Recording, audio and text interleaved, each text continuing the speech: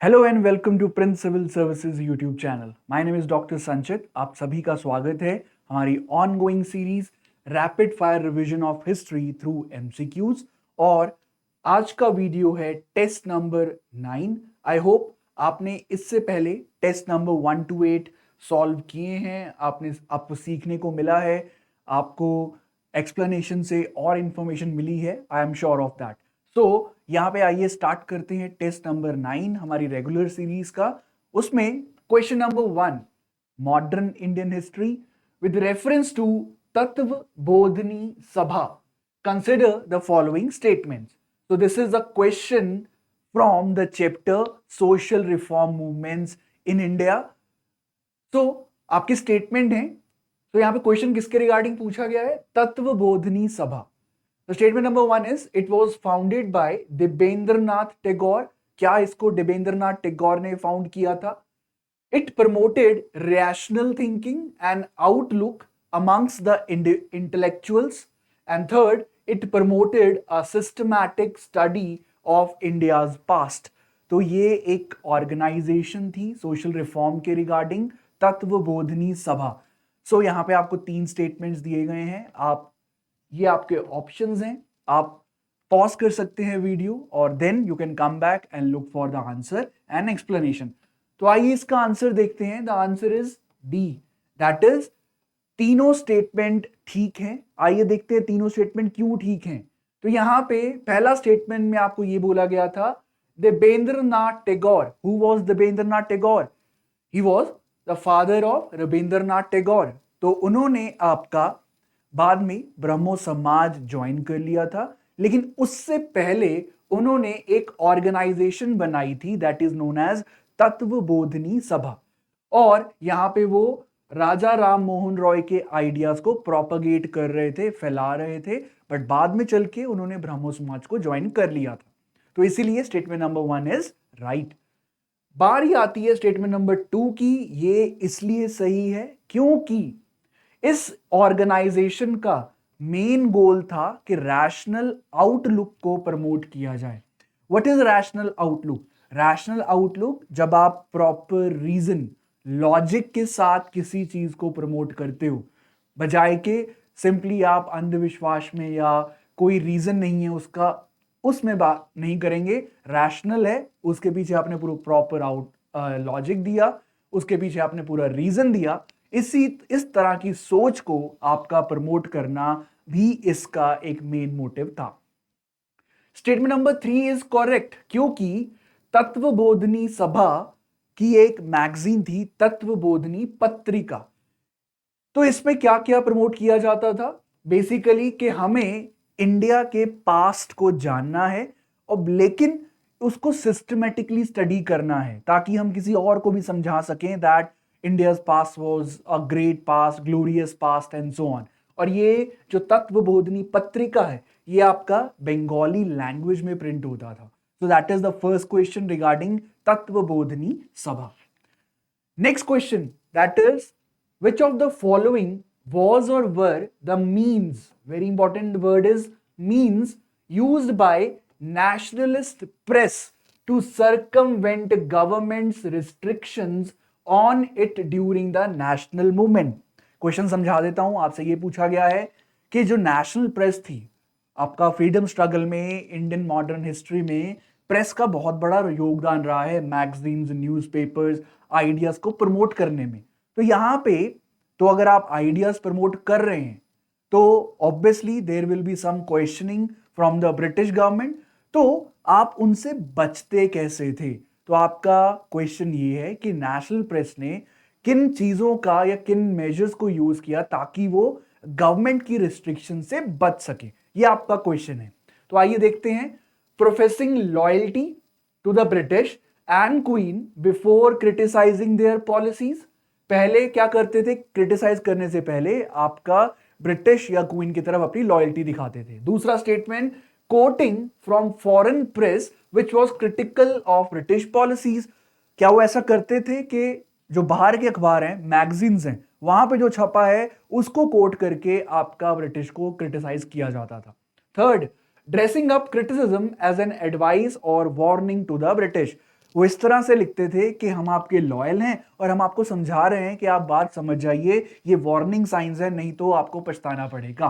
सो इस तरह से आपको बताया जाता था कि आपको लगे कि आप उनके लिए उनके हित की बात कर रहे हैं। तो क्या ये सारे मेजर्स नेशनलिस्ट प्रेस के द्वारा यूज किए गए थे? तो देखते हैं इसका आंसर क्या है। द आंसर इज डी, तीनों स्टेटमेंट बिल्कुल सही हैं। क्यों सही हैं? देखिए, नेशनल मूवमेंट के अंदर मैंने आपको बताया कि ब्रिटिश सरकार ने प्रेस को रोकने की बहुत ज्यादा कोशिश की। वर्नैकुलर प्रेस एक्ट लगाया गया एंड बहुत सारी सेंसरशिप एंड इन चीजों की बातें की गई। तो यहां पे जो नेशनलिस्ट प्रेस, उनके एडिटर्स थे, उनके मालिक थे, वो बहुत ही स्मार्ट थे। उनको पता था कि कैसे हमें काम करते रहना है और बच के रहना है ब्रिटिश से। तो यहां पे स्टेटमेंट नंबर 1 करेक्ट इसलिए है क्योंकि आपका लॉयल्टी दिखाते थे गवर्नमेंट के प्रति, कोई प्रॉब्लम नहीं है, और गवर्नमेंट को जो लगता था कि ये बंदा हमारे प्रति लॉयल है, तो वो उसको कुछ नहीं कहते थे। तो पहले लॉयल्टी दिखाया, फिर उसको क्रिटिसिज्म किया। सेकंड भी सही है क्योंकि वो लंदन में जो आपका प्रेस था, या सोशलिस्ट ग्रुप थे, या आयरिश न्यूज़पेपर्स थे, आयरिश आयरलैंड न्यूज़पेपर थे, और वो जब आपका ब्रिटिश का क्रिटिसिज्म कर रहे हैं तो वही आप कोट उठा के अपने अखबारों में, अपने मैगजीन में डाल देते थे। तो यहां पे अगर गवर्नमेंट इनको कुछ कहती, इंडियन प्रेस पे कोई एक्शन लेती, तो उनको आपका फॉरेन प्रेस पे भी एक्शन लेना पड़ता। तो इस तरह से वो बच जाते थे। Statement number 3 is also correct. यहां पे आपका मैंने बताया ना कि ऐसे स्टाइल में लिखा जाता था कि लगे कि आप हमें वॉर्न कर रहे हो, आप हमारे हितैषी हो, हमारे हित के बारे में सोच रहे हो और हमें सलाह दे रहे हो सही वाली। तो इसके दो नाम आपको याद करने हैं, Bal Gangadhar Tilak and Motilal Ghosh. They were pioneer of this style. उनको ये जो स्टाइल था कि कैसे आपको अपने आप को पोर्ट्रे करना है, कि आप इनको सलाह दे रहे हैं, इनको वॉर्न कर रहे हैं। तो यहाँ पे ये दो जो आपके इंडिविजुअल्स हैं, they were pioneer of this technique. So that was the question number 2। Question number 3, consider the following statements with regard to Dharasana Satyagraha. Dharasana Satyagraha के रिगार्डिंग आपका क्वेश्चन है। It aimed to oppose the salt tax. It was led by Sarojini Naidu. क्या इसका जो leadership provide किया था सरोजनी नायडू ने किया था? It was launched during the civil disobedience movement. कौन से स्टेटमेंट सही हैं? तो इसका सही जवाब है आपका D, that is first, second and third, तीनों सही हैं। पहला स्टेटमेंट इसलिए सही है क्योंकि जो धरसाना सत्याग्रह हुआ वो आपका जो इलीगल टाइप ऑफ टैक्स था, सॉल्ट टैक्स लगाया जाता था। खाने की इतनी इंपॉर्टेंट आइटम है, उस पर भी आप टैक्स लगा रहे हो और मन माफिक उसको बढ़ा देते हो, कम कर देते हो, और जल्दी बढ़ाते ही थे जिससे कि सॉल्ट का रेट बढ़ जाता था। फिर उसके बाद आप किसी को प्रोड्यूस नहीं करने दे रहे एंड सो ऑन। तो यस, धरसाना सत्याग्रह आपका ब्रिटिश सॉल्ट टैक्स को अपोज करने के लिए किया गया था मई 1930 में। सेकेंड स्टेटमेंट सही है। सरोजनी नायडू, इमाम साहब एंड गांधी जी सन मनीलाल, इन तीनों ने आपका पार्टिसिपेट किया था, लीडरशिप प्रोवाइड की थी धरसाना सॉल्ट सत्याग्रह के लिए। Third statement is also right. ये कब स्टार्ट हुआ, कौन सी मेन मूवमेंट थी? Civil disobedience movement. हमें पता है गांधी जी ने 3 मेन मूवमेंट स्टार्ट किया, national non cooperation movement, civil disobedience movement and quit India movement. तो सिविल डिसओबीडियंस मूवमेंट में जो कि शुरुआत हुआ था किससे? डांडी मार्च से। तो वहां पे डांडी मार्च सबको पता है कि गांधी जी डांडी गए, वहां पे आपका क्या किया उन्होंने? सॉल्ट फॉर्म किया था, बनाया था। तो बस इसी से कनेक्टेड क्वेश्चन है। धरसाना सत्याग्रह भी आपका सॉल्ट से रिलेटेड है, सिविल डिसोबीडियंस मूवमेंट से ही रिलेटेड है। Next question, which of the following were the recommendations of Hunter commission of 1882? अब देखिए, आपको कंफ्यूज नहीं होना है। यहां पे इंडियन नेशनल हिस्ट्री या मॉडर्न हिस्ट्री में आपके यहां पे 2 हंटर कमीशन बने हैं। एक हंटर कमीशन जिसके रिगार्डिंग क्वेश्चन है वो आपका एजुकेशन से रिलेटेड है। So one Hunter commission is related with education, और जो दूसरा कमीशन था वो था Hunter commission of inquiry. Hunter commission of inquiry. अब किस चीज की इंक्वायरी? तो आपको याद करना है, हंटर कमीशन ऑफ इंक्वायरी 1919 में फॉर्म हुआ था। अब 1919 में क्या हुआ था? जलियांवाला बाग मैसेकर। तो अंग्रेज सरकार ने जब ये किया तो बहुत रोष हुआ, इसका प्रोटेस्ट हुआ लोगों के द्वारा, ब्रिटिशर्स के द्वारा। तो अंडर प्रेशर आके ब्रिटिशर्स को एक कमीशन बनाना पड़ा था which is known as Hunter commission of inquiry. तो यहां पे प्लीज याद रखिएगा, दो हंटर कमीशन हुई हैं, एक 1882 की और दूसरा 1919 का जलियांवाला बाग मैसेकर के रिलेटेड। तो क्वेश्चन पे वापस आते हैं। हंटर कमीशन ऑफ 1882 एजुकेशन के साथ जो था, अब उसके रिगार्डिंग आपका क्वेश्चन है। Primary education should be imparted through vernacular language, local language में देनी चाहिए primary education. Transfer of control of primary education to district and municipal board, दूसरा statement. Third, universities should be completely brought under states control. तो ये है question, आपका एक chapter है development of education in India. तो अगर आप स्टार्ट करें आपका मैकॉलेज माइन्यूट से, या आप स्टार्ट करें वुड्स डिस्पैच से, तो उसके बाद आपका Hunter commission and so on. तो एजुकेशन कैसे कैसे डेवलप होती है वो आपको जरूर पढ़ना है। तो आइए देखते हैं इसका सही जवाब क्या है। The answer is D, first and second are right and the third statement is wrong. Why? आइए डिस्कस करते हैं इसका एक्सप्लेनेशन। तो यहां पे लॉर्ड रिपन ने अपॉइंट किया first Indian education commission in 1882, जिसको पॉपुलरली बोला जाता है हंटर कमीशन, क्योंकि इनके चेयरमैन का नाम था डब्ल्यू हंटर। अब यहां पे एक चीज आपको बता दूं दैट 1882 से पहले जितनी भी कमीशंस या जितने भी एजुकेशन से रिलेटेड रिफॉर्म्स हुए, चाहे वो वुड्स डिस्पैच था, चाहे वो मैकॉलेज माइन्यूट था, उसमें कहीं भी प्राइमरी और सेकेंडरी एजुकेशन पे स्ट्रेस नहीं दिया गया था। प्लीज ये पॉइंट आपको याद करना है। बट जैसे ही हंटर कमीशन बनता है तो उसका मेन स्ट्रेस था primary education and secondary education. तो यहां पे आपका इसने जो आपका रिकमेंडेशन दिया वो क्या रिकमेंडेशन था कि प्राइमरी एजुकेशन और सेकेंडरी एजुकेशन वो मदर टंग या लोकल लैंग्वेज या वर्नैकुलर लैंग्वेज में होना चाहिए, ताकि मासेस को हेल्प मिल सके। Primary secondary education lower classes जो होते हैं आपके, तो एटलीस्ट हर किसी को एक मौका मिलना चाहिए कि वो बेसिक एजुकेशन तो ले सके। तो इसी के चलते statement number 1 is right, vernacular language में आपको प्रोवाइड करना है एजुकेशन। दूसरी तरफ यह स्टेटमेंट था कि प्राइमरी एजुकेशन का कंट्रोल किसको दे देना चाहिए? आपका डिस्ट्रिक्ट और म्युनिसिपल बोर्ड्स को दे देना चाहिए। तो इसलिए statement number 1 and 2 are right. अब स्टेटमेंट नंबर 1 3 जो 3 है वो इनकरेक्ट है, क्योंकि मैंने आपको पहले ही बता दिया है हंटर कमीशन जब बनाया गया तो आपका उसका जो मेन पर्पस था वो क्या था? Primary and secondary education. उसने कहीं भी आपका यूनिवर्सिटी के रिगार्डिंग बात नहीं करी। आपका थर्ड स्टेटमेंट क्या था? That is university should be completely brought under state control. तो यूनिवर्सिटी से लेना देना कुछ नहीं है हंटर कमीशन का, प्राइमरी और सेकेंडरी एजुकेशन से लेना देना है। That was question number 4। Question number 5 पे आते हैं। With reference to play Nil Darpan, very famous play Nil Darpan, consider the following statements. It highlighted the plight of Santhal tribes. Santhal जो ट्राइब है उसका जो प्रॉब्लम्स है उसको दिखाने के लिए आपका नील दर्पण लिखा गया था। तो पहला स्टेटमेंट। दूसरा, it was written by Bankim Chandra Chatterjee. तो ये आपके दो स्टेटमेंट हैं, सही है या गलत? आइए देखते हैं आंसर में। Question number 5, the answer is D, यानी कि दोनों गलत हैं। अब ये दोनों क्यों गलत हैं आइए देखते हैं।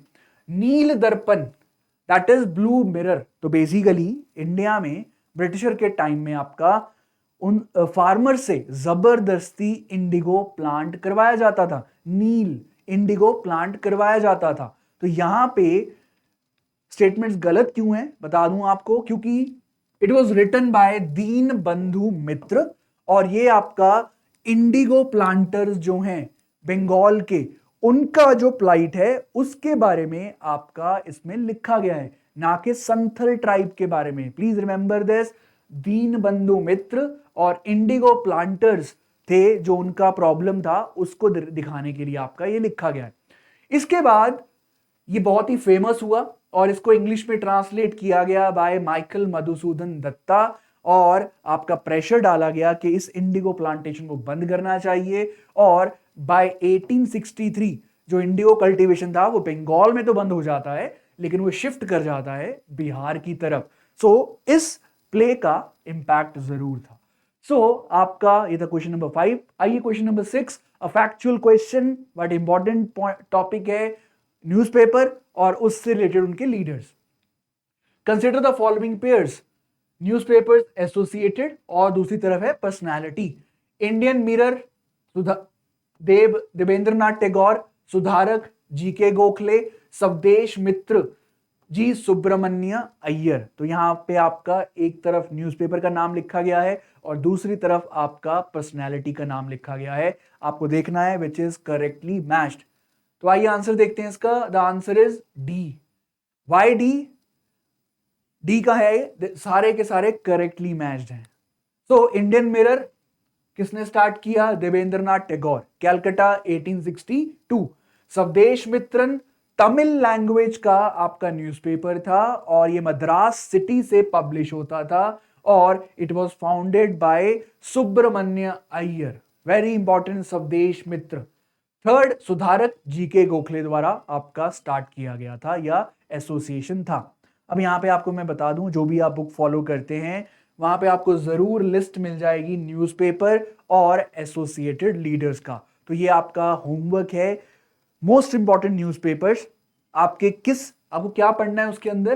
पहले तो कहां से पब्लिश होता था, द प्लेस, बंगाल से था, बिहार से था, पंजाब से था।